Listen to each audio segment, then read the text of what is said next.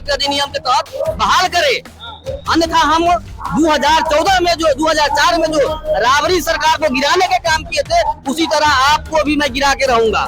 सरकार अगर हमारी बातों को नहीं सुनती है, गूंगी बहरी सरकार, तो उस सरकार को हम लोग गद्दी से हटाने का काम करेंगे। पूरे बिहार सभा में विशेष अध्यादेश लाकर इसको पुनः चाल बहाल कर दे। हम लोग सरकार के साथ रहेंगे। नहीं, हमारा वही है कि जो पूर्व की प्रक्रिया होकर के हमारे यहाँ की बहाली हो रही थी, वो बहाली हो। दफादार एक बार फिर से जो है प्रदर्शन शुरू कर दिए। कई मांग है, आपको बता दें कि चुनाव है, चुनाव से पहले अपनी मांगों को लेकर के गर्दनी बाग पहुंच गए। हजारों हजार की संख्या में चौकीदार दफादार पहुंचे हुए हैं। तमाम चौकीदार लोग हैं, उनसे बात करेंगे, उनके प्रदेश अध्यक्ष से बात करेंगे कि पूरा मामला क्या है पूरा मामला जिसके लेकर के आप लोग बैठे। हम लोग आमरण अनशन पर, हमारा एक ही मामला है कि जब ये कोई काम नहीं करता था, हमारे परिजन करते थे, और जो पुलिस है राइफल से थाने के साय में रहते, हमारे जो परिजन है अपराधियों के बीच में रह करके अपराध की सूचना देते हैं, उससे 100 गुना खतरनाक काम है हमारे परिजन। इसीलिए अंग्रेजों ने ये पुश्तैनी व्यवस्था को बनाया, और अभी तक से ये पुश्तैनी चल रही थी। 25/2/23 को इसको बंद कर दिया गया है। हमारा वही है कि जो पूर्व की प्रक्रिया होकर के हमारे यहाँ की बहाली हो रही थी, वो बहाली हो। अपराधियों के बीच में रहते हैं, अपराधी लोग तो चौकीदार दफादार पर हमला भी कई बार करते हैं। निश्चित, अभी जो आप देखेंगे, जब से ये शराबबंदी हुई है, जितनी हत्याएं पुलिस की नहीं हुई है, जबकि पुलिस की संख्या लाखों में है, उससे अधिक हमारे लोग की हत्या हुई है। अभी तक से 38 लोगों का रिकॉर्ड है, 19 से लेकर के अब तक। मात्र 5 साल में, हम मात्र 5 साल में। और सरकार सुन नहीं रही है। सुन नहीं रही। आप कहिएगा तो उसका रिकॉर्ड दे देंगे। क्या करिएगा? तो आमरण अनशन पर बैठे हुए, लगता है सरकार सुनेगी? नहीं सुनेगी तो सरकार जाएगी। सरकार बदलना जानते हैं, और जो हम चौकीदार दफदार के साथ पेट पर लात मारता है ना, वो सत्ताच्युत रहता है। राबड़ी जी 2004 में वो पहली बार पेट पर लोट मारी थी, वो सत्ता में नहीं आई, और नीतीश जी आते आते बिना हमारे कहे हमारे काम को बिना बढ़ना दिया। और आज लगता है कि नीतीश जी भी उल्टा काम कर रहे हैं। निश्चित आते जाएंगे, ये भी जाएंगे।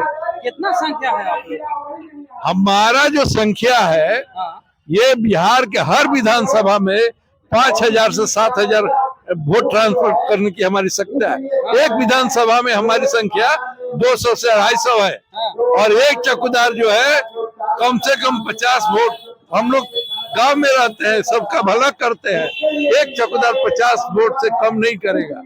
और हम लोग ये 4 में इसी तरह से कसम लेकर के किए थे, और राबड़ी की सरकार गई। यदि कसम लेकर के उतर जाएंगे तो सरकार नहीं रह पाएगी। चलिए, क्या कहिएगा? आज आप लोग चौकीदार दफादार लोग जो है बैठे हुए हैं आमरण अनशन पर। हम लोग सरकार से यही मांग रखे हैं कि एक बार प्रारूप करके अध्यादेश लागू करे, जिससे हम लोग का नौकरी पुनः वापस हो जाए।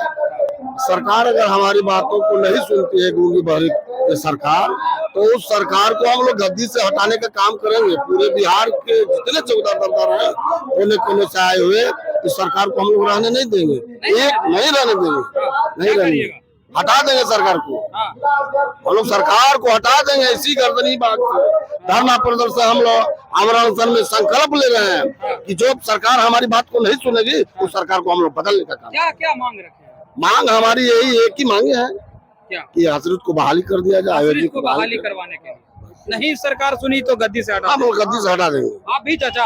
हाँ, एकदम मूड बना लिए। हाँ, पूरा हटा दीजिएगा। काहे हटा दीजिएगा? हमारे जो पुश्तैनी नौकरी है अंग्रेज अभी से चल रही थी, मेरे पूर्वज 2 रुपया से लेकर अभी तक सेवा किए, और जब इसमें 2 पैसा हुआ, मैंने हमारे परिजन को ये सरकार बंद कर दी। तो हम लोगों का कहना एक है कि सरकार विधानसभा में विशेष अध्यादेश लाकर इसको पुनः चाल बहाल कर दे। हम लोग सरकार के साथ रहेंगे। नहीं, अगर हम लोग की बात सुनी तो हम लोग सरकार के विरोध में काम करेंगे। सरकार के विरोध में? हाँ, सरकार के विरोध में काम करेंगे। सरकार फिर कार्रवाई कर देगी आप लोग? तो हम लोग कार्रवाई किस पे कर देंगे? हम लोग कहते सरकारी है तो हमारा परिवार नहीं ना सरकारी है, हमारा भाई नहीं ना है, हमारी माँ नहीं ना है, हम लोग के सरकारी ठप्पा लगा है तो हमारे परिजन है ना, उनके लिए लड़ते हैं। चौकीदार गांव में रहता है, उसको पूरा गांव का 2-4 गांव का उसका जिम्मा है, उसको उसका काम है कि सर हमारी जब नहीं सुनेगी सरकार तो हम सरकार को क्यों सुनेंगे? क्या सुनेंगे? बिल्कुल, यानी सरकार का नहीं सुनेगा, सरकार नहीं सुनेगी। हाँ, तो नहीं सुनेंगे हम लोग। क्या प्लान बनाए हुए हैं? प्लान बहुत लंबा है, क्या? क्योंकि हमारे दिवंगत राम अवधेश बाबू के चेहरा से देख लिया जाएगा सर। ये ना हम लोग को लड़ना सिखाए हैं और उन्हीं के लड़ाई को हम लोग आगे बढ़ाते हुए काम कर रहे हैं। और अभी जो वर्तमान सरकार द्वारा जो 2014 अधिनियम के तहत हम लोगों को स्वैच्छिक सेवा का लाभ हमारे चौकीदार दफ्तर भाइयों को मिल रहा था, उनके जब वर्तमान सरकार द्वारा जो अभी रद्द कर दिया गया है, उन्हें मैं अपने इस मंच की ओर से उन्हें चेतावनी देना चाहता हूं कि हमारे चौकीदार दफ्तर को पुनः 2014 के अधिनियम के तहत बहाल करे, अन्यथा हम 2014 में जो 2004 में जो राबरी सरकार को गिराने के काम किए थे, उसी तरह आपको भी मैं गिरा के रहूंगा, गिरा दूंगा। क्योंकि हम लोगों के पूरे जिला में, एक जिला में लगभग 700-800 की जनसंख्या में चौकीदार की संख्या है, और हम लोग जो अपने गांव स्तर पर हम लोग लगभग 5 गो चौकीदार एक पंचायत में होता है, और जहां की जनसंख्या एक पंचायत का जनसंख्या 10,000 से 8,000 होता है, और हम लोग लगभग 200 वोट बर्बाद करने का शक्ति रखते हैं जी। और बिल्कुल हिला देंगे, जिस तरह हम लोग राबड़ी सरकार को हिलाए, लालू इस बात को माने, लालू जी माने कि हम लोग चौकीदार के मारा हुआ है जो हमको गद्दी से छोड़वा दिया जी। तो मैं सरकार से अपेक्षा करता हूं और उसे कहना चाहता हूं कि हमारे 1/1/1990 से लेकर के 5/3/2014 से पूर्व के शेष बचे हुए हमारे एफजी आश्रित है, और 5/3/2014 से 22/2/2023 से जितने भी हमारे स्वैच्छिक सेवा का लाभ जिसको नहीं मिला है, उसे यथाशीघ्र बहाल करे और विशेष अध्यादेश ला करके विधानसभा में विशेष अध्यादेश ला करके चौकीदार को एक नया रूप दे करके उसे बहाल करे और नया नियम लागू करे। उसके लिए मैं सरकार से कहना यही चाहता हूँ।